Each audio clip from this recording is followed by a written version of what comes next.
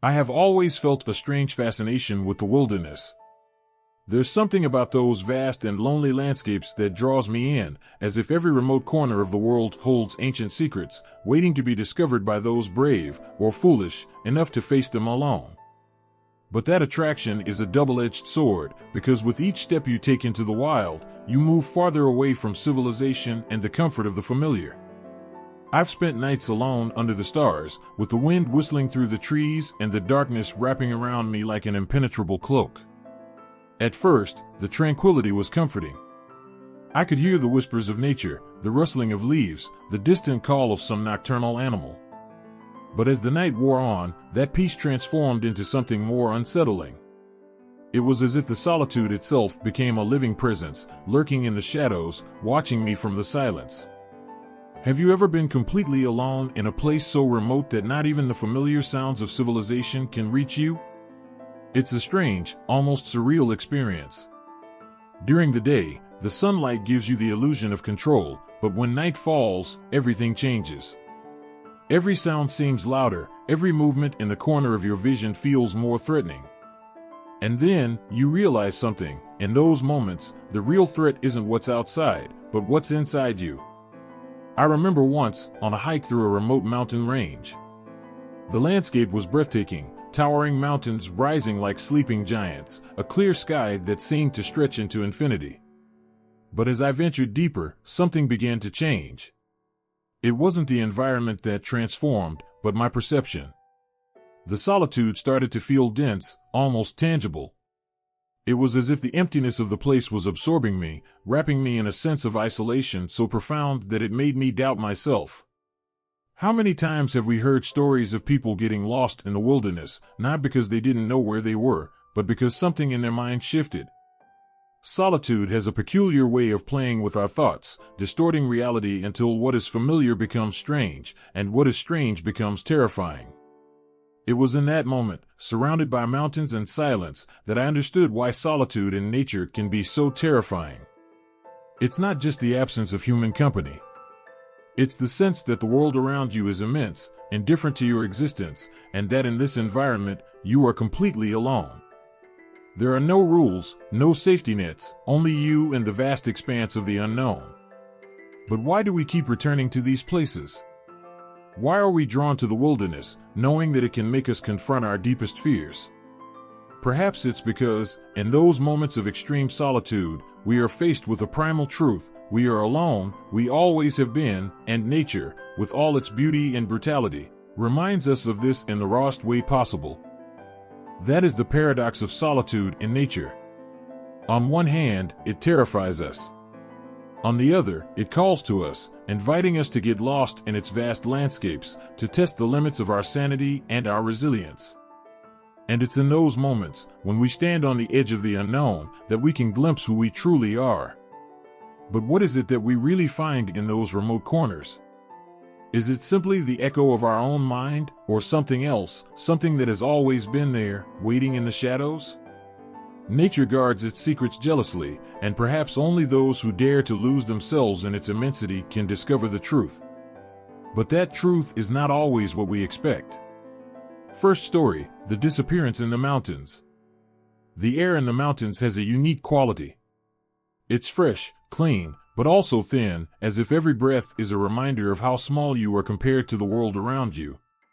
That morning, as I climbed the rocky slopes of the mountain range, I felt completely at peace. I had planned this hike for months. Just me, my backpack, and the immensity of the mountains. There was something about that solitude that drew me in. Perhaps it was the search for disconnection, or maybe something deeper that I couldn't name at the time. The trail I chose wasn't popular.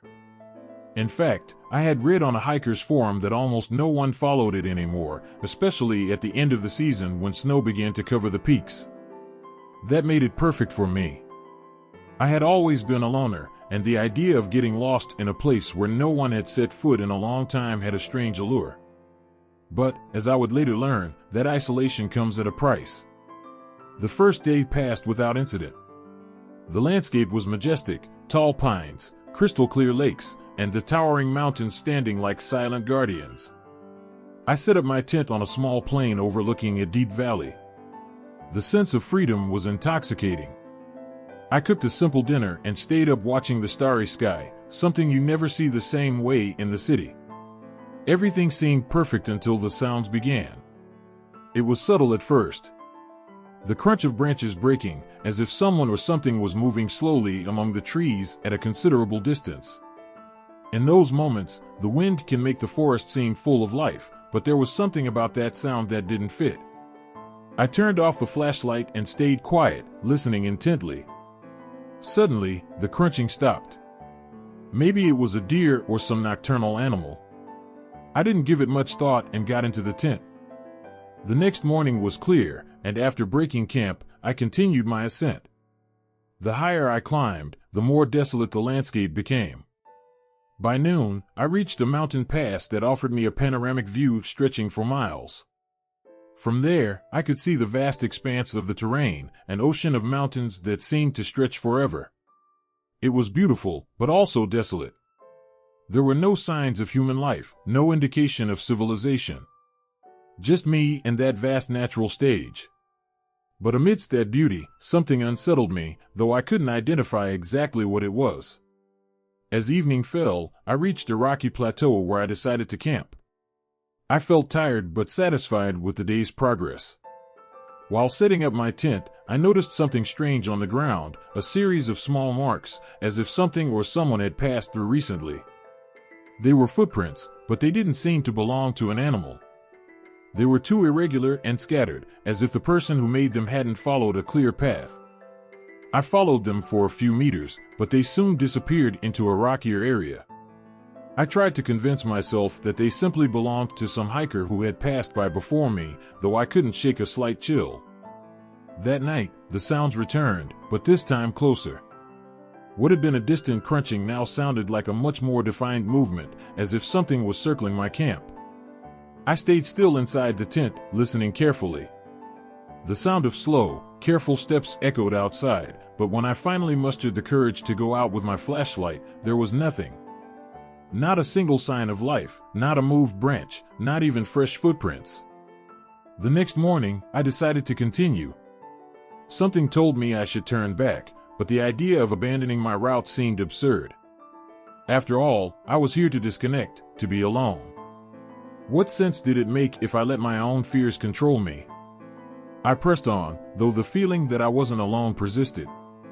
The mountains, which had once seemed majestic, now gazed at me with indifference, as if they were silent witnesses to something I couldn't comprehend. As I advanced through a narrow pass, the air grew colder, and a dense fog began to descend. Visibility quickly diminished, and soon I found myself walking through shadows, surrounded by an oppressive silence. That's when I saw the figure. At first, I thought it was just my imagination, a play of light and shadows in the fog. But when I looked again, the figure was still there, motionless, about 100 meters away. It looked human, but something about its posture wasn't natural. It was standing, staring in my direction, but it didn't move. My heart skipped a beat.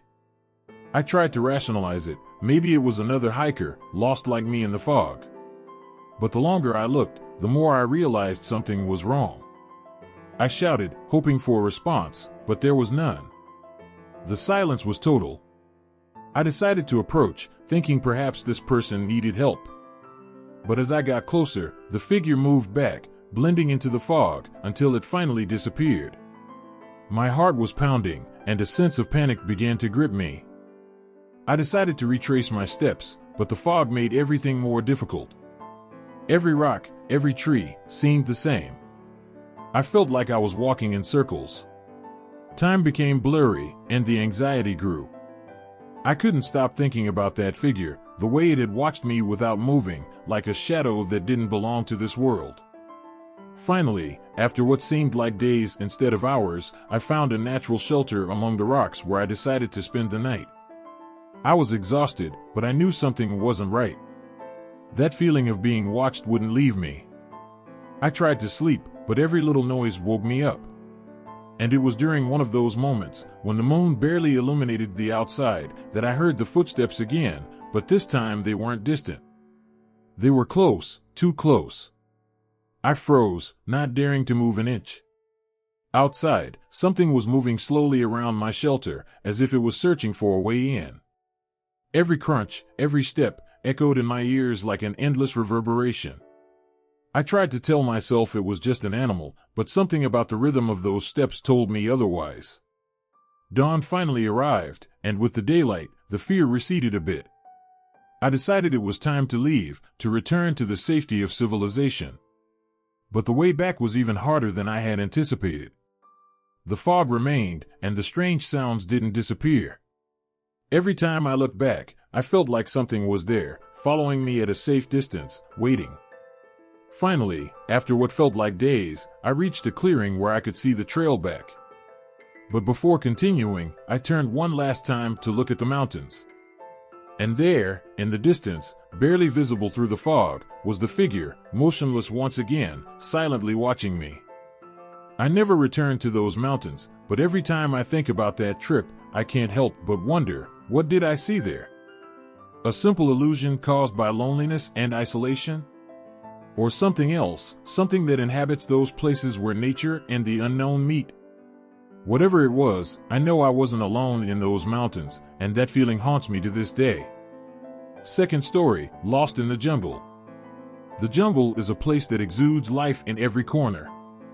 It's a maze of vegetation where every leaf, every branch, seems to have its own story. I've always felt an almost reverential fascination for these kinds of environments, so when the opportunity to explore a tropical rainforest in the heart of South America arose, I couldn't resist. However, I never imagined what it would truly mean to get lost in that vast, green ocean. My adventure began in a small village near the entrance of a national park. The vibrant local life was a whirlwind of sounds and colors. The air was filled with the scent of wet earth, exotic flowers, and the promise of the unknown. I joined a group of explorers that included local guides and other adventurers, all with the same bright anticipation in their eyes. The jungle promised us wonders, but it also served as a reminder that what appears beautiful can often be deceiving. The first day was a display of colors and sounds. We walked through narrow trails, surrounded by tall trees that seemed to touch the sky. The guides shared stories about the wildlife and flora, pointing out medicinal plants and vibrant birds that flew across the sky. Each step brought me closer to nature, to the environment I had always longed to explore. I felt alive, full of energy and curiosity. As we progressed, the jungle became denser. The shadows grew longer, and the sounds intensified. It was as if every creature was watching us, following our movements with palpable curiosity. That feeling thrilled me, but at the same time, something in the air made me feel vulnerable. The jungle is beautiful, but it can also be terrifying. It reminds you that you are in a world where humans are only temporary visitors. At the end of the second day, we reached a clearing where we set up camp. The night quickly took over the sky, and the jungle came to life in a completely new way. The nighttime sounds were a concert of crickets, distant calls, and the murmur of flowing rivers. I sat by the campfire, feeling its warmth on my skin as I listened to the stories of my fellow travelers. Everyone was fascinated, laughing and sharing anecdotes. But during the night, a subtle change began to take hold. The laughter slowly faded, replaced by a murmur of unease. Some of the guides started whispering among themselves, and I noticed their expressions becoming more serious. It was then that one of them, an older man named Mateo, warned us about the dangers of the jungle, about how it could change in an instant, becoming hostile if one didn't respect its limits. On the third day, we decided to explore a deeper part of the jungle. The dense vegetation surrounded us as we walked, and the atmosphere felt heavy, almost oppressive. After a few hours of trekking, we stopped for a break. It was at that moment I noticed one of the group members was missing. It was Clara, a curly-haired woman who had been by my side during the entire hike. I called out for her, but was only met with silence. The group began to worry. Although we believed she couldn't have gone far, time passed, and the unease grew. Mateo decided that some of us should retrace the path we had taken. The jungle, with its thickness and noise, felt increasingly menacing. Even so, a part of me refused to accept that Clara could have gotten lost. We split into groups and began calling her name, growing more desperate with each call. The jungle seemed to absorb our shouts, as if it didn't want to let the echo of our distress escape. Hours passed, and afternoon turned to night. Darkness settled like a heavy, silent blanket, and the jungle became terrifying. The beams from our flashlights danced among the trees, casting eerie shadows that moved as if they had a life of their own. Finally, after what felt like endless hours of searching, we decided it was best to return to camp. The jungle had started playing tricks on our minds, and the fear of losing ourselves also began to creep into our hearts. We returned, but Clara's absence felt like a shadow that followed us. The next morning, Mateo decided we should make another attempt to find her. With a smaller group, we ventured back into the jungle, hoping that Clara had managed to find her way back on her own. The vegetation was even denser, and each step seemed to take us to a darker and more unknown place. It wasn't just the jungle that was alive, it was the sense that something else was lurking. As we moved deeper, every sound became more unsettling. The chirping of insects seemed to mock us, and the wind carried strange murmurs I couldn't comprehend. Each time we called Clara's name, the words seemed to vanish into nothingness. It was as if the jungle didn't want us to find her, as if it had swallowed her without a trace. By late afternoon, after several hours of searching, we found a small abandoned cabin deep in the jungle. It was a place that didn't fit with the surroundings. It seemed like a relic from times past, from a civilization that had disappeared. The walls were covered in ivy, and the furniture was blanketed in dust. An air of mystery and desolation enveloped the place. We entered cautiously, the tension in the air palpable. Everything was silent, as if the cabin itself held dark secrets. As we explored, one of the guides found an old journal on a dusty shelf. The pages were yellowed and worn, and as we opened it, we discovered it belonged to someone who had lived in the jungle many years ago. The entries talked about life in the jungle, but also about strange things they had seen. There were mentions of shadows moving between the trees, whispers in the darkness, and a persistent feeling of being watched.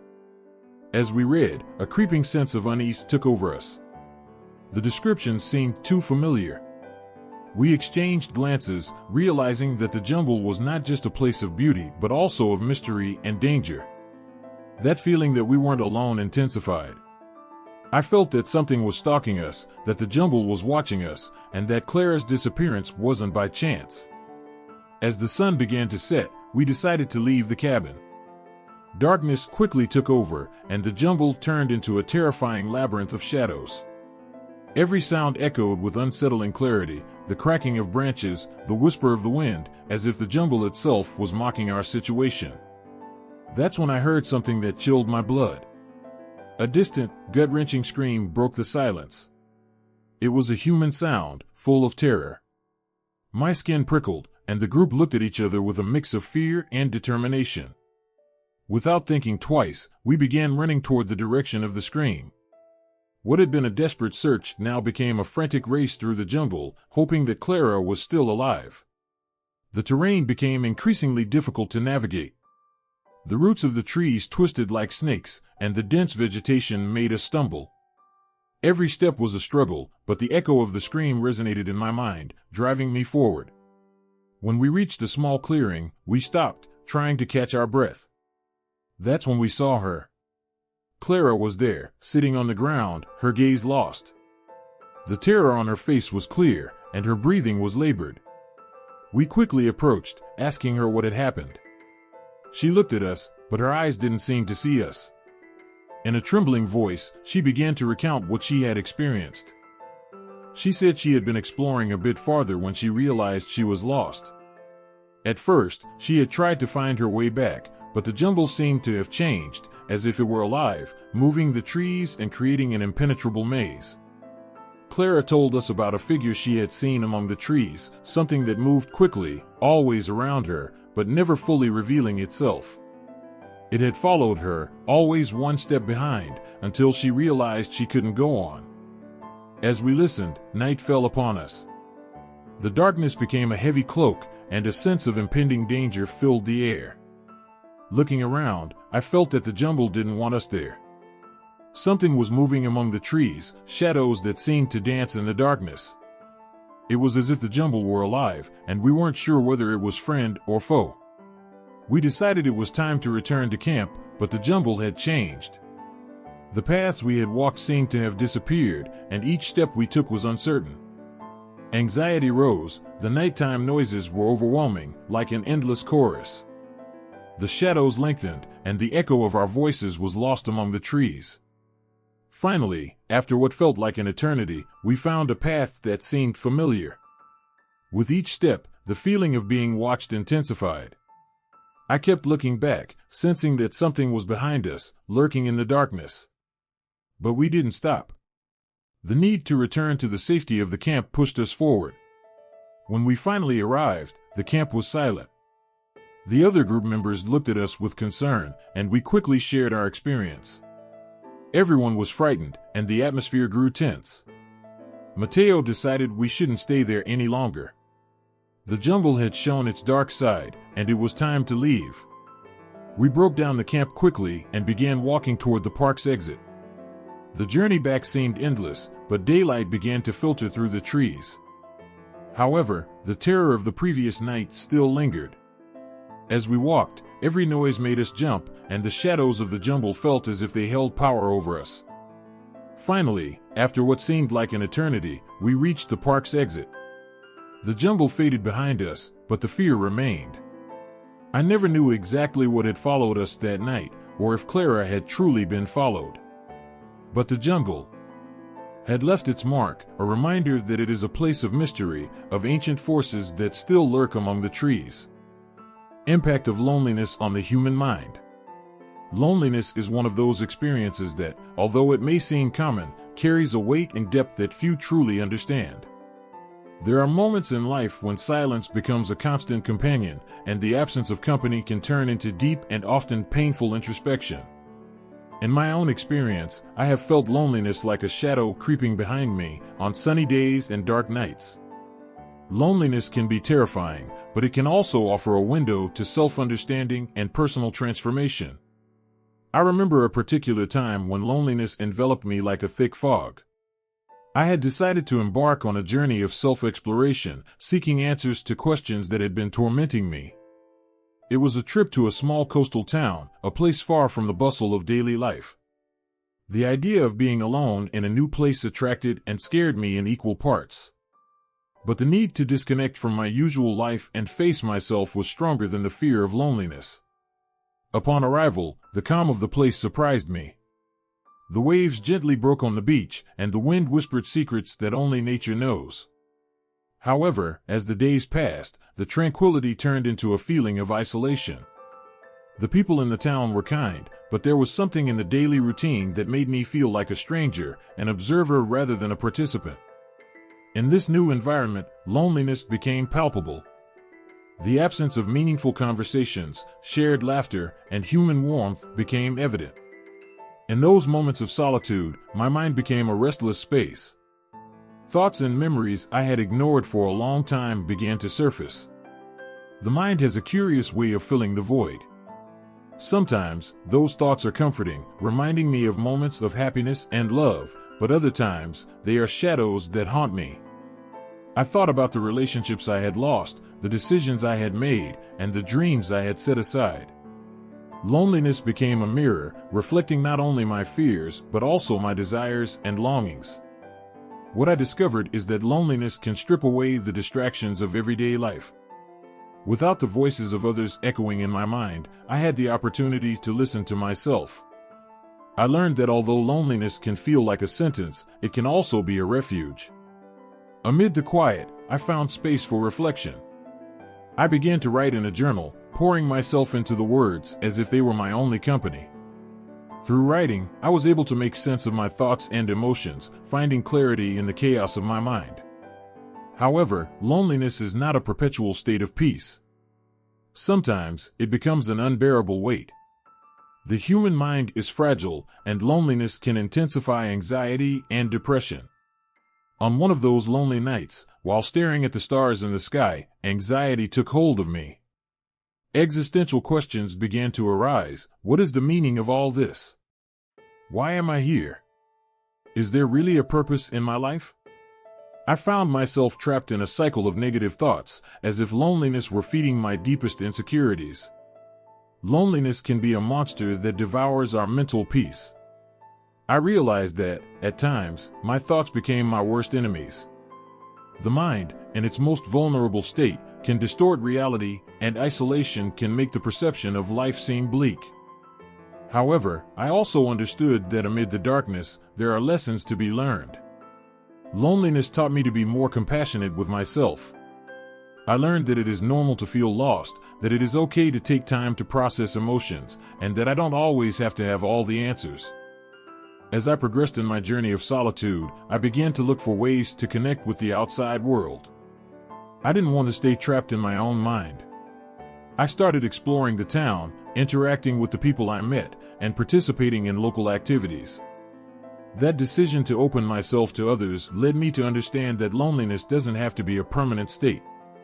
Human connection can be a powerful antidote to loneliness, and although I sometimes felt uncomfortable, I realized that opening myself to new experiences could be liberating. One day, I met an old man named Alberto on the beach. He spent his days sitting on a bench, watching the ocean and sharing stories with anyone willing to listen. His presence was comforting, and his words were full of wisdom. We talked about life, loneliness, and the connections we make along the way. Alberto said something that deeply resonated with me: loneliness is just a part of life, but we should never let it become our only story. Those words became a mantra in my mind. They reminded me that loneliness, though powerful, does not define my existence. Over time, my days filled with more laughter and conversations. Every interaction helped lift the weight of loneliness, and I began to see the world from a different perspective. I learned that loneliness can be a door to connection, an invitation to seek the company of others. As I opened myself to new friendships and experiences, loneliness stopped being a feared enemy and transformed into a companion I could manage. Through this experience, I also understood the importance of loneliness as a refuge for personal growth. There are moments in life when we need to withdraw and find answers within ourselves. Loneliness, when embraced with love and compassion, can be a path to self-understanding. I learned to appreciate those moments when I was alone with my thoughts, allowing myself to feel without judgment.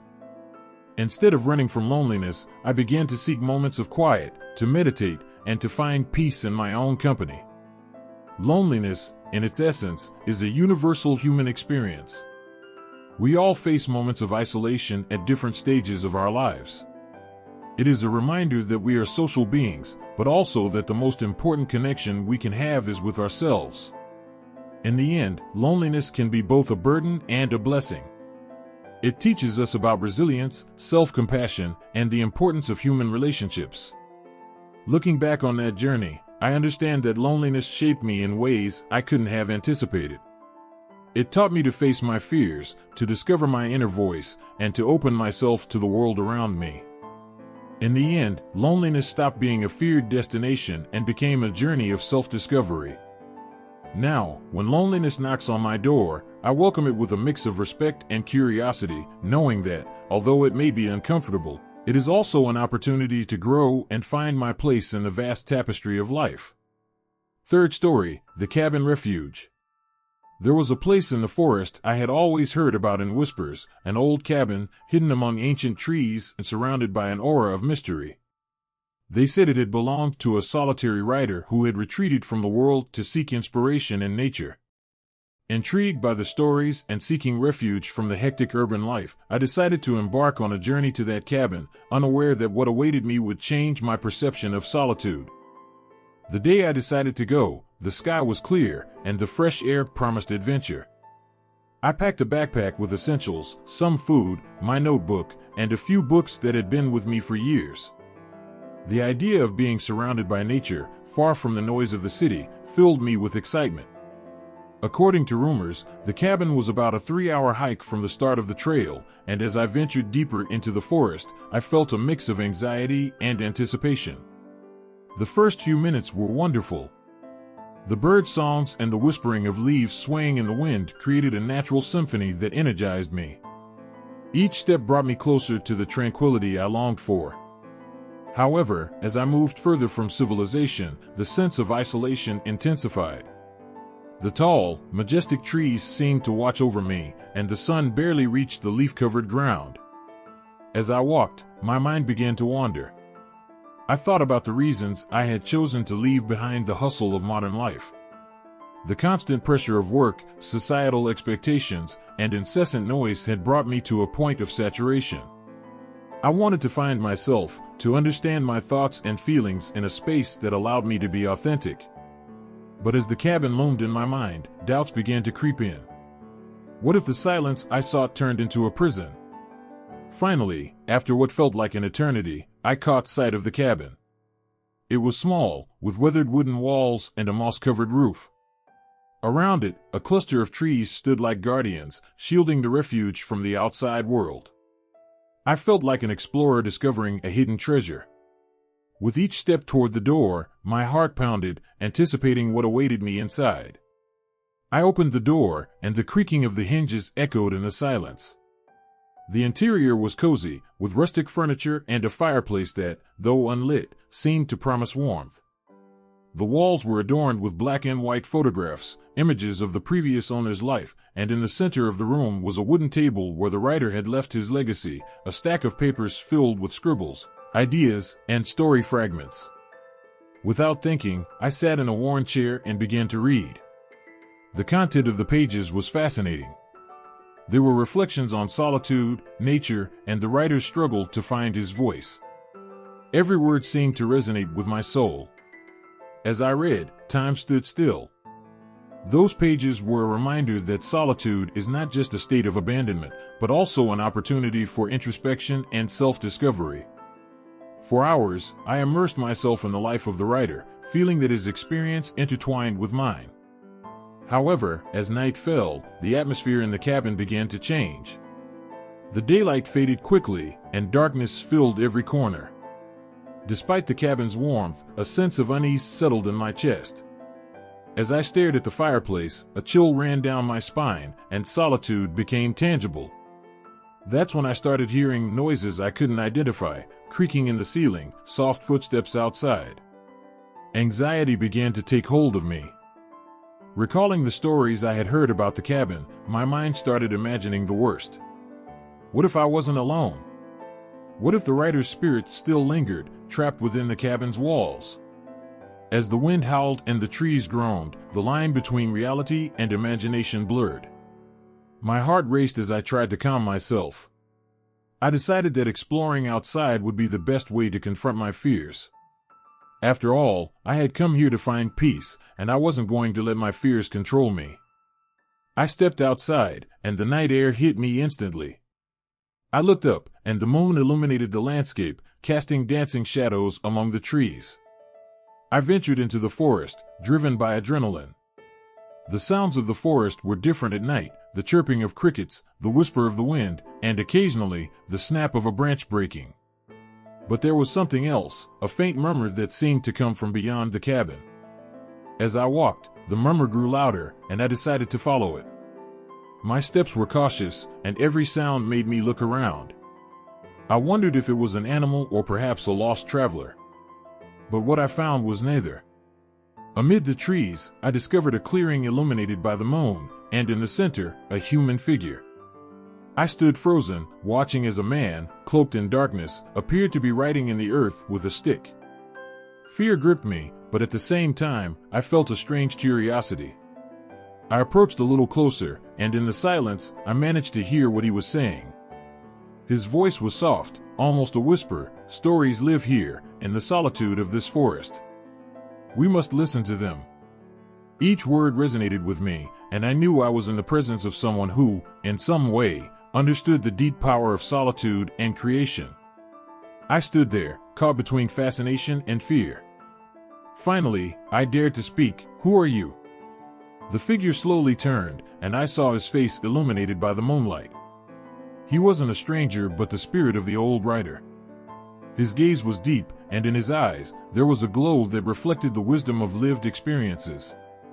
"I am the guardian of stories," he replied with a voice that seemed to come from the very roots of the forest. I've been waiting for someone to listen. My fears vanished, and in his presence, I felt an inexplicable connection. We talked for hours. He shared tales of his life in the cabin, of battling his inner demons, and how solitude had been his muse. Each word he spoke awakened in me a deeper understanding of what it meant to be alone and how that state can be both a burden and a blessing. At the end of our conversation, the Spirit gave me a lesson that would be etched in my heart. Solitude is a refuge, a space where stories can bloom. Do not fear being alone. In those moments, you can hear what truly matters. With those words echoing in my mind, the stranger disappeared as suddenly as he had appeared, leaving me in the clearing, motionless and thoughtful. I returned to the cabin feeling changed. Solitude was no longer a lurking shadow, but a sacred space to be respected. When I arrived, I sat by the fireplace and opened my notebook. I began to write as I had never written before, letting the words flow without fear of judgment. That night, the cabin was filled with my voice, my stories, and the magic that only solitude can provide. As the days passed, I continued writing, inspired by the words of the guardian of stories. Every morning, I would explore the forest, feeling connected to the nature around me. Solitude ceased to be a state of abandonment and became a source of creativity. I learned to appreciate the quiet moments, where I could hear not only my own voice, but also the wisdom of the natural world. Finally, the time came to return home. Although my time at the cabin had ended, I knew I carried with me an invaluable gift, the understanding that solitude is not something to be feared, but a journey inward. As I walked back, I looked behind me at the cabin that had been my refuge and smiled. There, I had found more than just a place. I had found a part of myself. Upon returning to civilization, I understood that life would remain noisy and chaotic, but I would always carry with me the wisdom I had learned in that forest. Solitude is not an enemy but a companion that guides us towards self-awareness and connection with what truly matters. And in moments of isolation, I would remember the guardian's lesson, that there are always stories waiting to be told, even in the loneliest corners of our being. The power of imagination and nature. As the days passed in the cabin, solitude gifted me with something unexpected, the power of imagination. There were moments when I felt completely connected to nature, where the whisper of the wind and the creaking of the branches spoke to me in a language only I could understand. In this symphony of sounds, I discovered that imagination has a transformative power, capable of turning the ordinary into something extraordinary. It was a calm afternoon, and I decided to explore a corner of the forest I had not yet visited. The sun filtered through the leaves, creating dancing patterns on the ground. As I walked, I let myself drift into my thoughts. I began to imagine that the forest was a living world, inhabited by magical creatures dwelling in every shadow and every beam of light. The idea that nature was full of hidden secrets excited me. At that moment, every falling leaf seemed like a whisper of stories trapped in time. Imagination took over me, and I began to visualize a realm where the trees were guardians of ancient knowledge, where the streams flowed with the wisdom of ancestors, and where animals spoke in whispers only dreamers could hear. With every step, I felt like an adventurer on a magical quest. I wandered the path with an open mind, letting my creativity flow freely. I saw a moss-covered rock, and in my mind, it transformed into the throne of an ancient king, where the spirits of the forest gathered to discuss the world's fate. Birds became messengers of dreams and secrets, while flowers carried fragrances filled with tales of love and bravery. Nature, in its splendor, became a canvas where I painted my boldest fantasies. Every corner of the forest transformed into a stage where imagination could flourish. I discovered that the power of nature lies not only in its beauty but also in its ability to inspire and nourish the mind. As I explored, I remembered a story about a writer who found his voice through nature. His connection to the environment allowed him to create imaginary worlds that resonated with the realities of those who read them.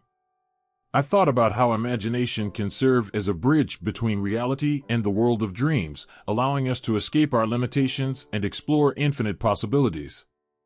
As my adventure continued, I noticed the light beginning to fade. The shadows of the forest grew longer, and the atmosphere shifted. Suddenly, my imagination took a dark turn. I started to imagine that the creatures of the forest, once friendly, could become hostile. What if those trees that were once guardians became sentinels, watching my every move? A chill ran down my spine. However, in the midst of the darkness, I found a space where my imagination could shine. I began to write in my notebook, recording every thought, every story born from the intersection of reality and my fears. Through writing, I was able to explore my own nightmares, giving shape to my anxieties and transforming them into something tangible. The cabin, once a refuge, became a creative workshop where my thoughts could flow freely. In this process, I discovered that nature can reflect our deepest emotions. At times, the forest felt threatening, like a mirror reflecting my own fears. But at the same time, it was a place of healing, where I could find comfort and clarity. Nature, in its duality, became a reflection of my internal struggle. Imagination is a powerful gift, both liberating and terrifying. The longer I spent in the cabin, the more aware I became of how my thoughts could create or destroy. I learned to embrace both the light and the darkness of my imagination, understanding that both are part of my humanity. Finally, as night fell, I returned to the cabin with a sense of accomplishment.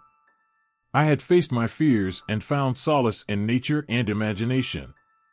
The shadows of the forest no longer frightened me, instead, they invited me to explore more deeply. In that journey of self-discovery, I learned that nature not only fuels our creativity but also challenges us to confront our own nightmares. Nature is a reflection of our worst nightmares. The days passed quickly, and with each one, the cabin became a symbol of personal transformation. My connection to nature deepened, and every time I ventured outside, I felt more connected to the world around me. The solitude, which at first had been a burden, had turned into a refuge where I could confront my own demons. One night, as the moon shone brightly, I decided to sit by the fireplace and reflect on my experience. The flames danced, casting shadows that moved as if they had a life of their own. I realized that, in my quest for solitude, I had faced my greatest fears, the fear of the unknown, of darkness, and of loneliness itself. But each of those fears had become an opportunity for growth. Nature, in its essence, had been a mirror of my own struggles. When I felt lost, the forest reflected my insecurities. When I was at peace, nature's calm mirrored my inner self. I learned that solitude can be both a curse and a blessing. In stillness, we find answers to our deepest questions.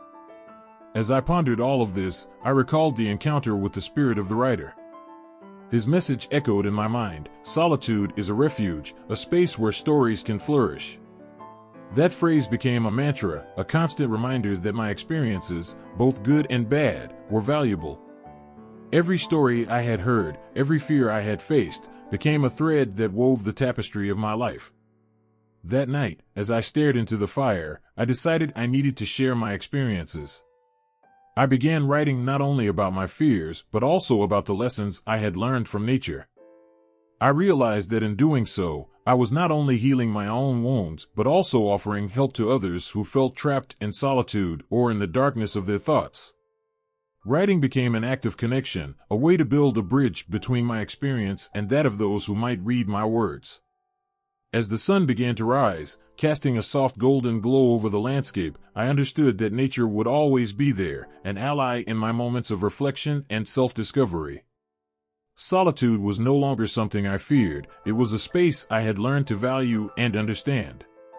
My journey to the cabin had been more than just a getaway, it had been a journey inward. I had learned to see nature as a mirror of my own emotions, a reflection of my deepest nightmares, and, at the same time, a place where I could find comfort and peace. As I packed my things and prepared to return to civilization, I knew I was taking with me an invaluable treasure, the understanding that solitude, though terrifying, can also be a catalyst for growth. With a light heart and a clear mind, I left the cabin behind. As I ventured onto the path that would take me back, I felt grateful for the experience. Nature had taught me lessons that would resonate with me for a long time. And although life in the city would once again become hectic, I knew I could always find my way back to that refuge, to that place where my worst nightmares had become the most beautiful stories. Solitude was not my enemy, it was a journey toward understanding myself. As the sun shone on the horizon, I promised myself that, no matter where life took me, I would never stop listening to the stories that nature has to offer.